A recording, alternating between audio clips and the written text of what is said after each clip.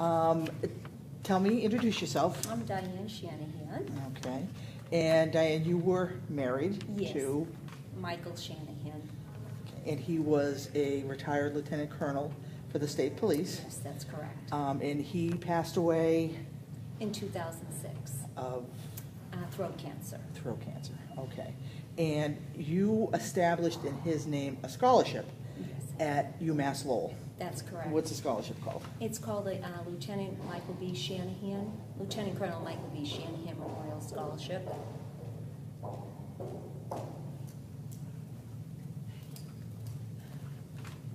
And why did you do that?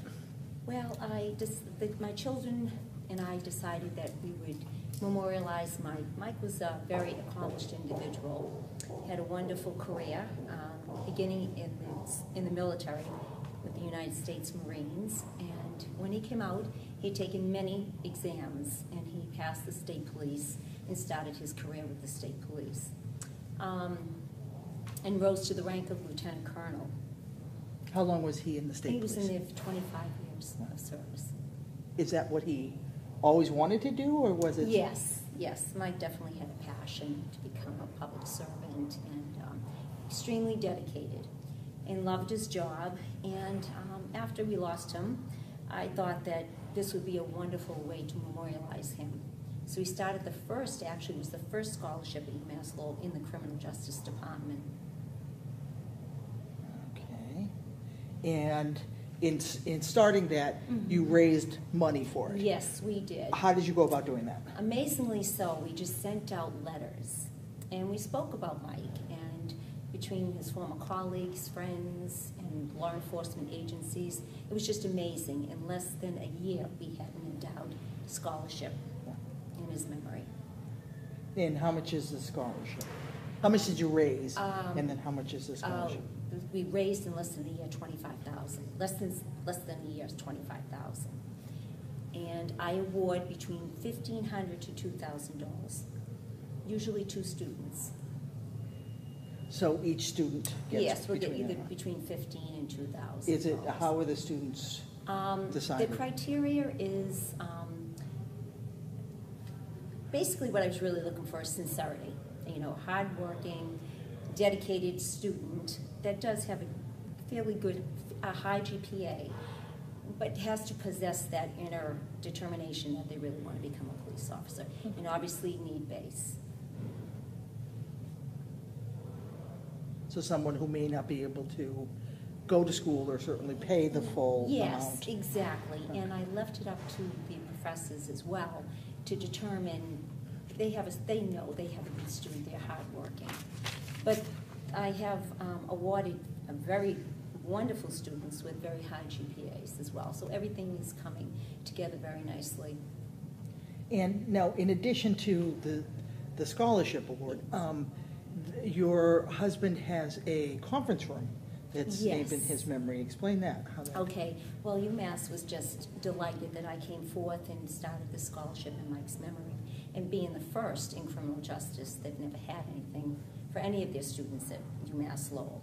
So with that and my continue of raising money, they decided that they would name a room after Mike, and it was the conference room in his memory. How does that make you feel? That it's wonderful. It touches my heart and my family as well. Mike was a very unassuming individual, a gentleman, and it's just amazing to see how truly loved he was and dedicated. And it's just heartwarming, you know. It was a mission I set forth, and I am continuing. Now, you have to hold these fundraisers now every year to make sure that there's money coming in to fund the scholarships. And now, do you have plans every year for perhaps events? Yeah, you know, we started off, we thought we were going to have an event, and then we didn't, and then it just had taken off the way it did. So we've been just mailing out letters every year and keeping the donors updated as to what the status is and the students that we have awarded. And of course this year with the naming of the room, which is so pleasing to everybody. So I will go forth once again and send another letter. Okay. But we have discussed to have an event because it's just been unbelievable how it had taken off just from a letter. And UMass as well has been willing and will be very helpful to have some sort of a fundraiser as well with me. So how much in total have you given out in scholarships now? We've given out 1,500. It's been going on for 6 years, so it's 1,500 to students per year. Okay. What do you think his reaction would be to the scholarship and to the conference room and everything? Well, this is where it really touches everyone's heart because he was, again, very unassuming, very quiet, and sometimes I think he's looking down saying, what are you doing? However, Mike worked very hard for everything in his life, and I feel that these students that I'm awarding are doing the same thing. So by helping somebody, yes, that's the person he was. So I'm just continuing that. Now, he was from Dracut? Yes, originally from Lowell. The family was originally from Lowell, and then they moved to Dracut. Now, does his mother still live in Dracut? No. Both parents have passed. Okay. Yes. Does any family still live around here? No. Okay. He has one sister, and she's in Arizona now. Okay. But certainly his roots were in this area. Absolutely. Of all the Lowell. things that he's participated in, why did you decide to do this at UMass Lowell? Well, Michael had a trail in his education. It was the military first, and then it was Northern Essex. So it's like the story is the beginning of someone who was dedicated and determined could go this path. And Northern Essex was the first college, went to UMass, and then he went on to Harvard. Oh. And he has his Harvard degree as well. What was his Harvard degree in public administration, his master's. Okay. So I just felt that it would be, UMass would be the place that I would really feel that I could truly help these individuals right in the middle of the road, so to speak. There was the foundation. UMass, I feel, was the foundation and set forth his other goals. Okay. He was definitely a person who set goals continuously in his life. He had to have. He was Yes. a decorated Marine, correct? Yes, he was. He was 4 years in the military? Yes, he was 4 years in Vietnam. Okay, and yet he received numerous Yes. awards and medals. and Yes, he things. did. Exactly. Wow, okay. Was there a reason why he didn't want to stay in the military? Because certainly he was on the Well, path. I'll be honest with you. He claims to me after we got married, that when we were dating, that it was between a day or two whether he was going to make a career out of this. Really? And he actually was in the military police when he was in the Marines, and that just probably led through some of his decisions further on. Yeah. And he came home, and the first thing his mother encouraged him to do was take the SATs, which he did, and then we did get married. I met him, then we did get married, and then he pursued his education. At the same time, raising a family and working and taking promotional exams on the state police. So I was a very fortunate woman and just an amazing. I know he rose to the level of being in command. Yes. But he was obviously on patrol too at some point. Oh, yes. Was that difficult at times for you to deal with? Actually, I guess I was one of the fortunate ones. When we had our first child, he started days. And from that point on, he was on the day shift. But prior to that, the early years of my marriage, it was the evening shift, the midnight shift. Yeah. But Mike always said that when we get married, you can't worry about me when I leave the house. Anything can happen to anybody when they walk out the door. So, I know, it's true. It can be scary. Yeah. But you can't live your life and raise a family in fear like that. Right. And you have 2 children. Yes, I do. Boy and a girl. Yes. What are their names and ages? Michael is 30, Okay. and Christina is 27. Okay.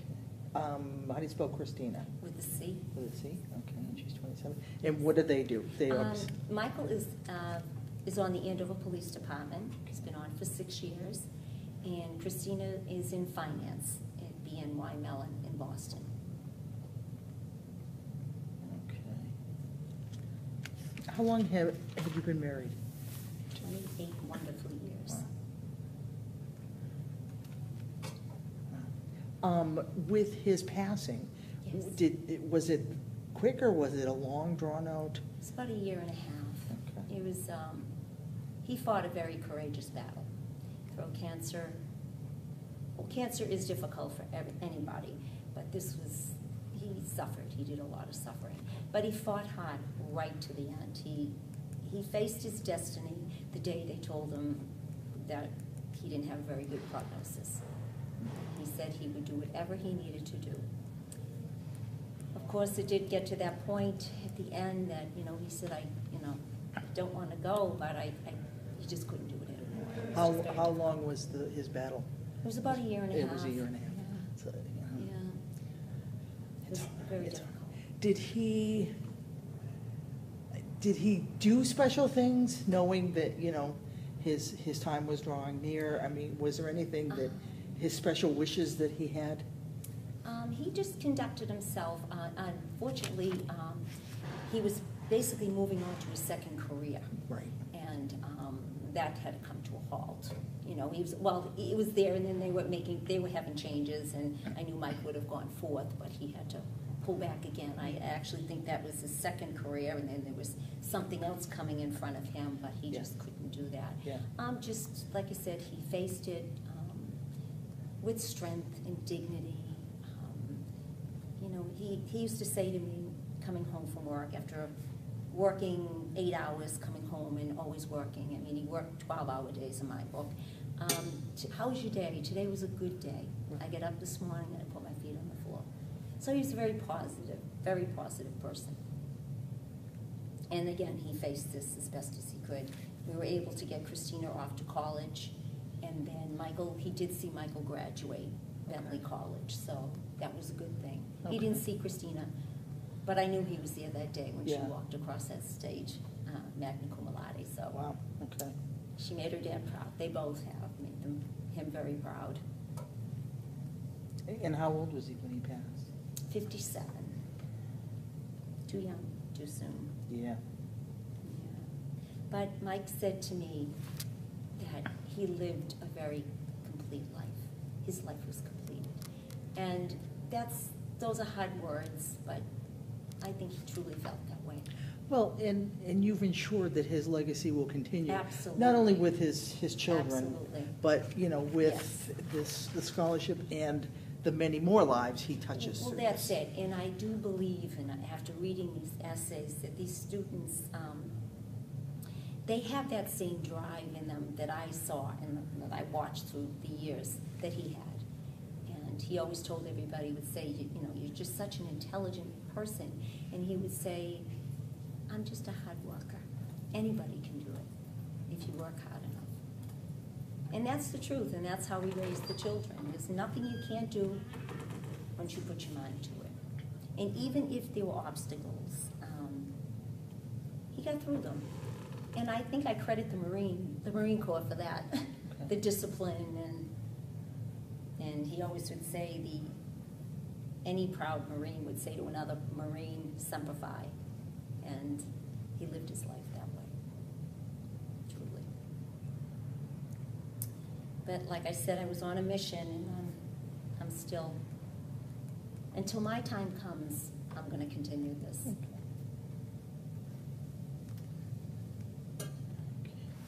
And now you work in Lowell District Court. This is a new job for you, Yes, right? it is.